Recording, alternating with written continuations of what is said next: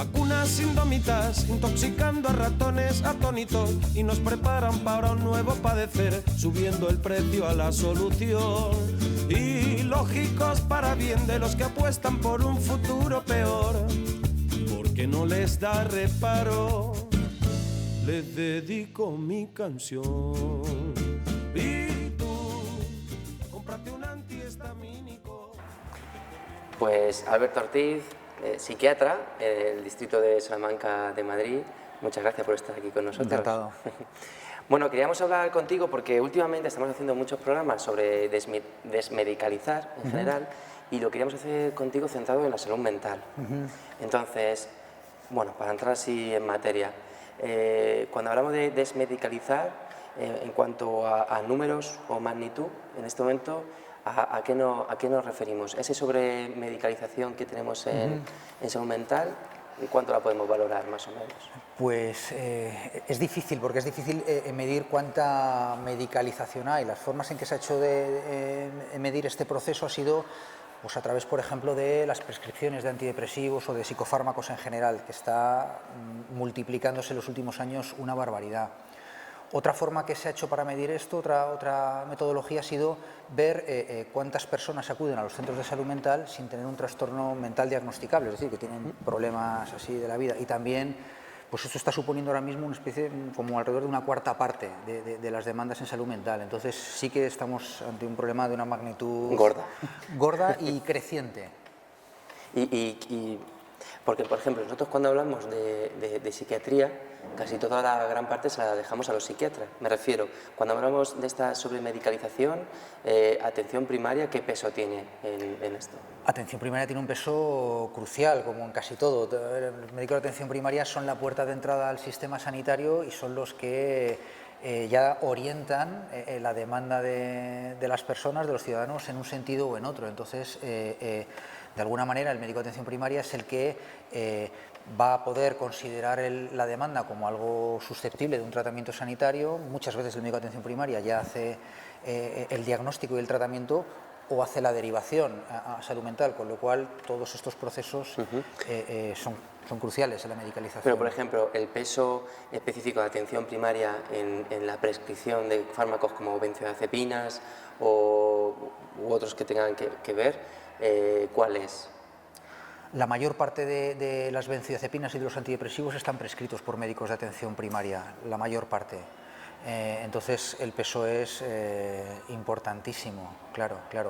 Muchas veces están prescritos porque somos los psiquiatras o la industria farmacéutica quien decimos a los médicos de atención primaria que tienen que hacerlo, ¿no? y les presionamos desde ahí, pero evidentemente los médicos de atención primaria son protagonistas de este proceso en el desarrollo, pero también en la solución, ¿no? en revertir esto de la medicalización. Vale, entonces frente a este problema de que tenemos a gran parte de personas medicadas cuando ni siquiera no sabemos si es un problema real dentro de salud mental, cuando hablamos de esto, ¿hablamos solamente de desmedicalizar? ¿Nos referimos a los medicamentos o nos referimos a algo más? Claro, nos referimos a algo más. Los medicamentos es como la guinda del pastel, pero el proceso se inicia cuando uno atiende esa demanda como algo sanitario. Sigue si además se le pone un diagnóstico, ¿no? de enfermedad mental. Y luego ya lo último sería el tratamiento, que puede ser psicofarmacológico, pero que muchas veces también es psicoterapéutico. Y todo eso forma parte de una medicalización, de transformar un problema social o familiar o laboral en una entidad médica que precisa un tratamiento sanitario. Entonces, todo esto. Lo que pasa es que, por ejemplo, yo en la consulta, pues a mí me da, a lo mejor puedo tener más seguridad cuando hablamos de quitar benzodiazepinas en algunos casos, o en los casos más banales, en los casos más leves. Pero también hablamos de una sobremedicalización en los casos graves. También hablamos de que había que trabajar en ello. En los casos graves, ¿entiendes tú de personas con sintomatología grave? Por ejemplo, sí. Sí, también se podría hablar de ello. Quiero decir que habría un problema de demandas que no se van a beneficiar de una asistencia sanitaria, que las estamos medicalizando, pero luego además hay personas que se pueden beneficiar de una asistencia sanitaria y que solamente se utiliza esta herramienta sanitaria para abordar su problema, cuando a lo mejor tiene una perspectiva también pues, laboral, social o de otra familiar o de otra índole. Entonces, eso también es medicalizar en la medida en que reduce solamente a lo sanitario un problema que es mucho más complejo y que requiere otro tipo también de abordajes. ¿Y cómo hemos llegado a esta sobremedicalización? Así brevemente. Brevemente, pues bueno, yo creo que esto tiene que ver con factores sociales, económicos y políticos. Quiero decir que estamos en una sociedad, bueno, pues capitalista, ¿no? Donde hay mucho, bueno, pues se ha descrito, ¿no? Del individualismo, la competitividad, las reglas del mercado. Los beneficios que obtienen también tanto ciertas entidades sanitarias, la industria farmacéutica, está la cultura esta de, bueno, pues de ser feliz a costa de lo que sea, del consumo, ¿no? De no tener por qué tener ningún sufrimiento de ningún tipo, no buscarle ningún significado. Bueno, yo creo que hay una confluencia de muchos factores macro, ¿no? Que hacen que finalmente pues muchos pacientes consulten buscando un remedio, ¿no? a este sufrimiento que muchas veces es lógico, legítimo, sano, adaptativo. Claro, pero justo ahí a veces cuando quizás lo que hacemos nosotros es ese apoyo, es buscar ese remedio cuando la causa es mucho más grande, puede que nosotros también sustituyamos, no sé, su mecanismo de defensa, es normal estar mal cuando una situación está mal. Es decir, nosotros lo que hacemos es ahí un poco un implante y reducimos también sus defensas ante estos problemas. Claro, claro. En la medida en que reducimos a un espacio sanitario un problema esto que es más complejo y que tiene que ver con otras cosas, estamos individualizando el problema, es decir, que ya prescindimos como del contexto y lo colocamos todo en el ciudadano, ¿no? Individual. Y luego esto que tú comentas, ¿no? Como que de alguna manera lo infantilizamos. Es como que nosotros tenemos que gestionar su sufrimiento, sus emociones y desde ahí su capacidad para afrontarlo por sí mismo, ¿no? Entonces, sí, estamos haciéndoles daño en este sentido porque bloqueamos su respuesta, ¿no? ¿Y qué forma, por ejemplo, nosotros también exculpamos a la sociedad de ese problema individual? O sea, nosotros tenemos ahora mismo, nosotros decimos, tanto el éxito depende del individuo, pues entonces los fracasos también. Es decir, ahora que está de moda el ser emprendedor, si tú has conseguido ser emprendedor es porque has sido muy listo, porque te has esforzado mucho y los que no han sido unos pringados.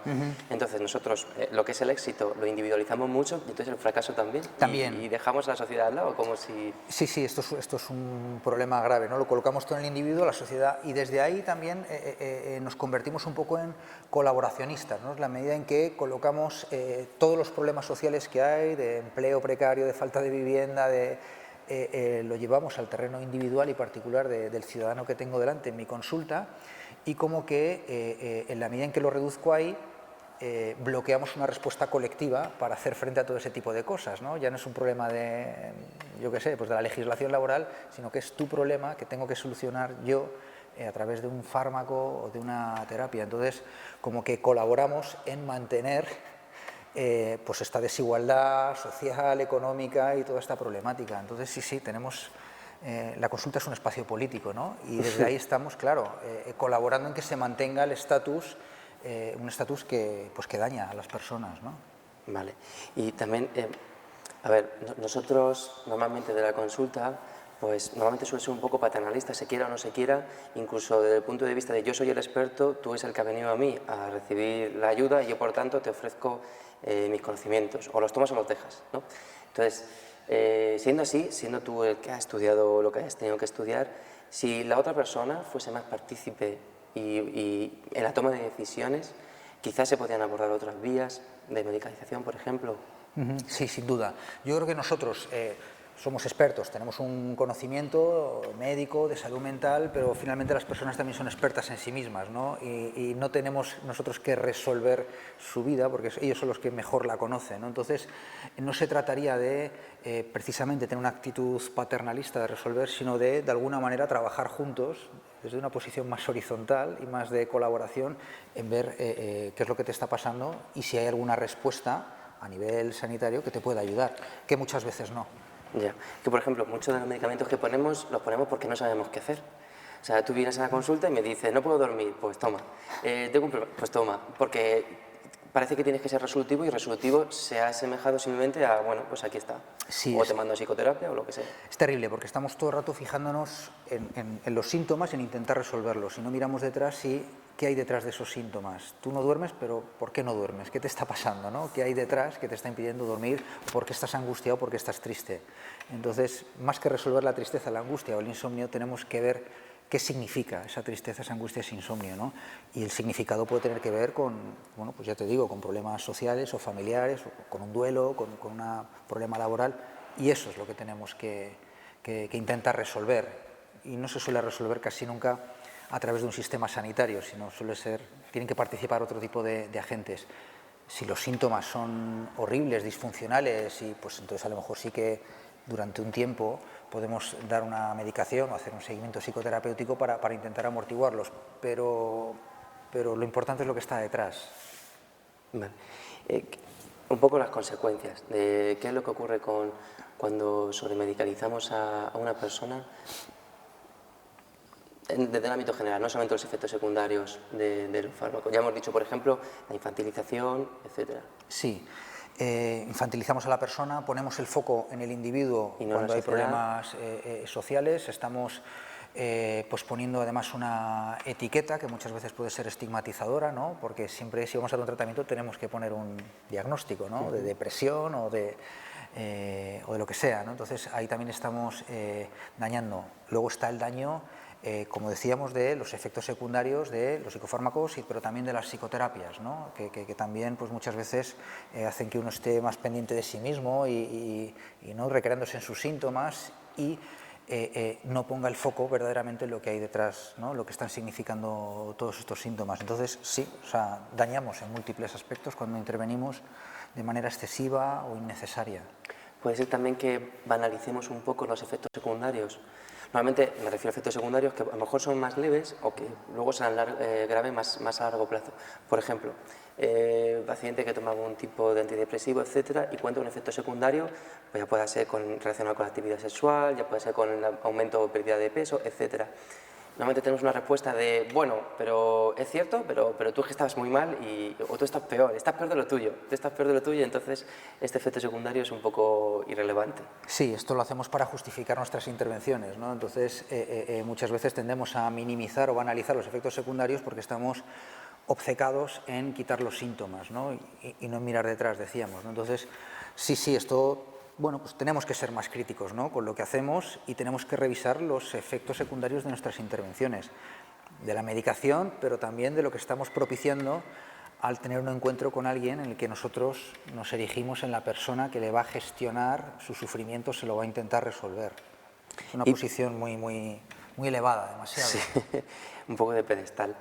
¿Y por qué nos cuesta tanto darnos cuenta que nosotros formamos parte de esa sobremedicalización también? Pues yo creo que nos cuesta darnos cuenta porque pensar en que yo estoy haciendo esto significa tener una autocrítica, significa cuestionarme mis conocimientos, significa cuestionarme mi práctica, significa cuestionarme mi profesión, significa poner en tela de juicio todo lo que estoy haciendo, significa bajarme de ese pedestal en el que estábamos contando. Todo esto es incómodo, todo esto es mejor para el paciente, pero es peor para mí. Me obliga a hacer un esfuerzo y a colocarme en una situación en la que estoy menos a gusto, ¿no? Entonces, yo creo que cuesta.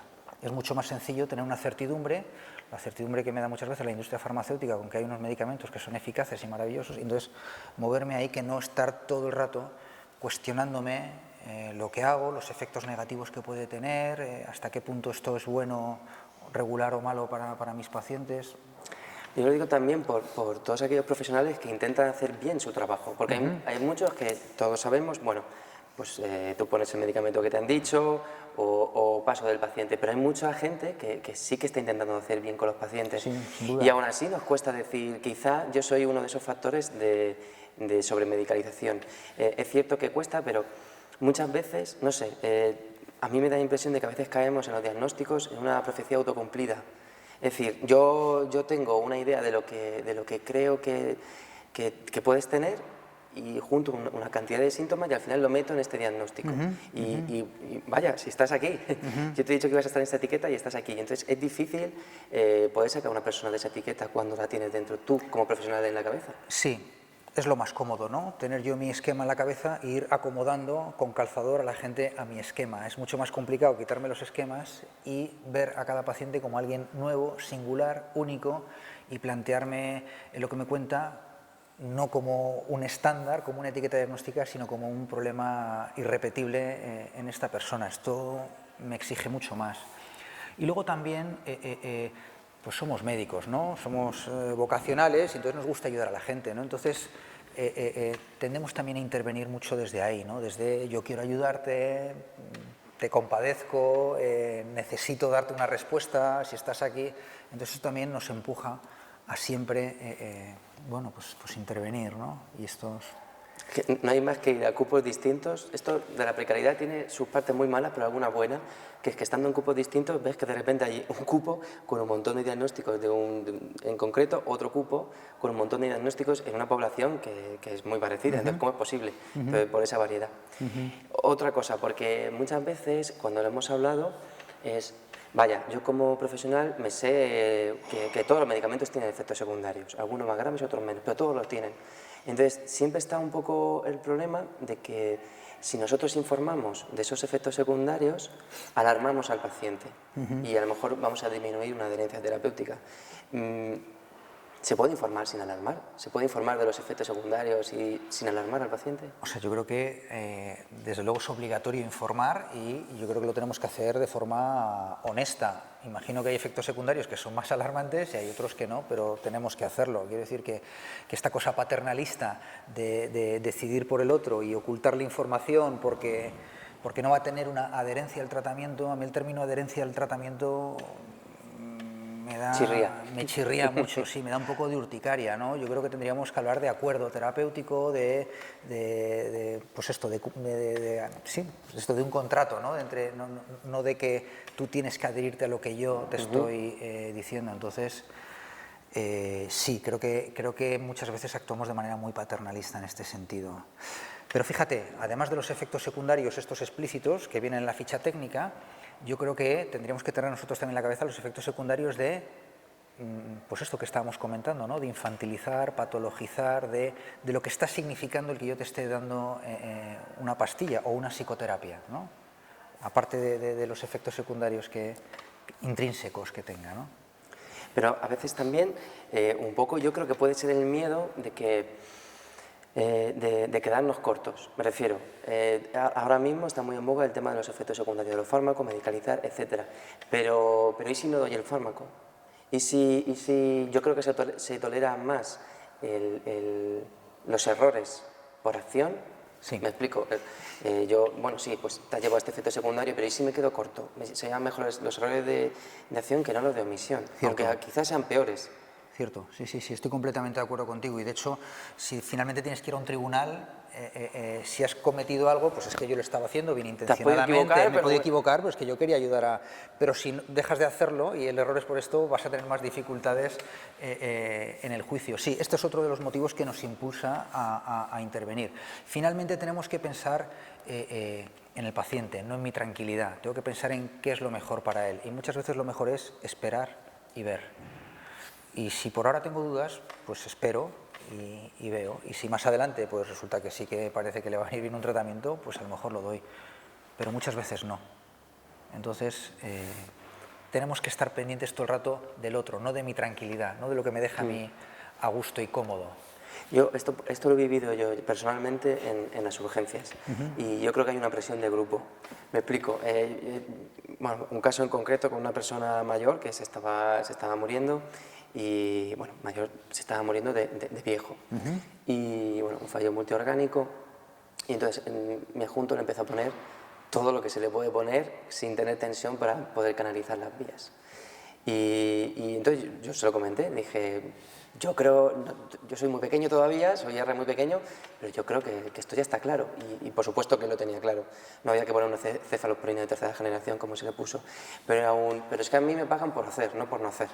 Entonces a mí es que si yo digo luego que yo no estaba aquí intentando hacer una RCP a un hombre que era obvio que iba a morir, ¿qué soy yo? Sí, entonces no soy médico. Estamos pensando en nosotros, no en el paciente, ¿no? Estamos pensando en sentirme yo a gusto, sentirme médico, sentirme profesional. Esto no es lo mejor. Bueno, también nos estamos centrando quizá demasiado solamente en el ámbito profesional. Entonces, de cara al público general, algunas nociones. Es complicado, porque lo que le estamos diciendo al público general a través de todos los medios de comunicación es que hay que ser guapos, altos, felices, exitosos, que no hay que sufrir por nada, que la vida se pasa en un suspiro y que hay que disfrutarla al máximo. Y entonces, claro, lo que habría que decirles es exactamente que a veces sufrir es fundamental para progresar y seguir avanzando, que si estoy triste porque se me ha muerto un familiar, necesito un periodo de estar viviendo ese dolor y esa tristeza para poder reorganizarme, que si en mi trabajo me están maltratando, necesito sentirme rabioso e indignado para aprovechar desde ese sentimiento el poder denunciar o ir a los sindicatos. Quiero decir que todos los sentimientos que se llaman negativos porque nos hacen sufrir son fundamentales para nuestra supervivencia. Claro, este mensaje va en contraposición de lo que estamos viendo en la televisión y en los anuncios publicitarios.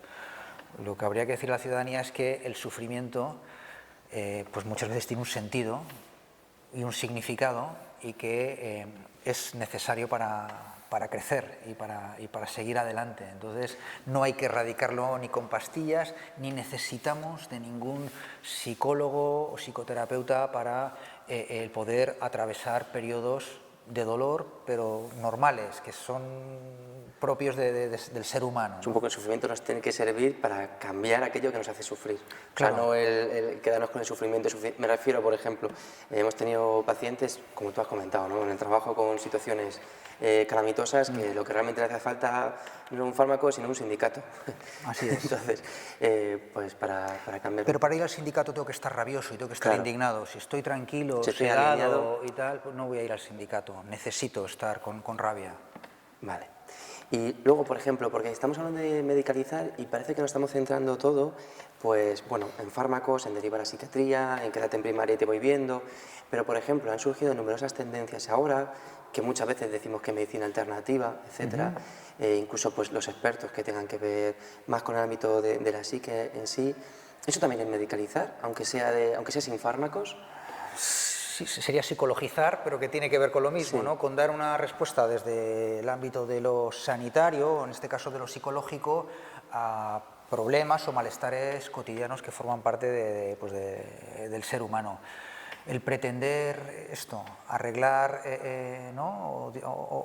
o de hacer desaparecer sufrimientos, que tienen un significado, yo creo que es algo que es malo para las personas que tenemos que atravesar periodos de dolor. La gente, pues los ciudadanos no queremos sufrir y muchas veces buscamos este tipo de respuestas fáciles, ¿no? De que alguien, un gurú, un profesional, un experto, me diga qué es lo que tengo que hacer o qué puedo hacer para dejar de sufrir. Bueno, sí, esto es otra forma de medicalización, de psicopatologización. Finalmente soy alguien que no soy capaz de por mí mismo salir adelante y necesito de un guía, ¿no? Psicológico, psiquiátrico, que me conduzca. Sí, esto me coloca en una posición otra vez infantil, individual, me desconecta de mi entorno, de las cosas que me pasan con mi familia, con mi trabajo, y si no puede tener un efecto perjudicial. No estamos hablando de no acudir a esa ayuda cuando hace falta, sino que quizá esa ayuda no tenga que ser los profesionales tanto de la salud como en un centro de salud, como pueda ser luego fuera de ella, sino que tenemos muchas más herramientas en nuestro entorno que no deberíamos quitarnos antes de llegar a un profesional y cuando hiciera falta llegar. Sí, claro, no significa que tenga que desaparecer la psiquiatría o la psicología, ni muchísimo menos. Que nos cierran el chiringuito, no, si decimos por esto. Dios, no. Pero sí emplearlo para personas que se vayan a beneficiar de ese tipo de intervenciones. Y a día de hoy muchas personas se les está dañando con este tipo de intervenciones, pues, porque están viviendo problemas cotidianos y saludables, ¿no? Y para concluir, si quieres, un poco como reflexión, nosotros a la hora de enfrentarnos a un tratamiento, no sé, a una resolución del problema o de estar con el paciente, tenemos que primero pues plantearnos El primero, el tratamiento no farmacológico o siquiera el no tratamiento. El no tratamiento. El no tratamiento o el no tratamiento. Claro. Pero esto también supone una expulsión del sistema a la persona. Me refiero, tú vienes a mi consulta, me has contado tu problema, yo he intentado entenderlo y considero que no hace falta un tratamiento para esto. ¿Hasta luego? ¿O cómo es esto? No es una expulsión en ningún caso, es el hacerme cargo de tu sufrimiento y el ver juntos que una solución sanitaria va a producir más perjuicios que beneficios. Entonces, habrá que buscar qué tipo de agente social o qué tipo de elemento puede ayudar a que tú puedas mejorar tu problema. Y desde luego, si empeoras, si te surge cualquier nueva cosa, aquí estamos. Aquí está la puerta. Claro, la puerta siempre está abierta, pero ahora en este momento a lo mejor no es necesario hacer una intervención sanitaria, porque si la hago te voy a empeorar. Entonces, estoy pensando en ti, no en mi tranquilidad. Pues Alberto, Pues nada. muchísimas gracias. A ti. A desmedicalizar por ahí. Venga.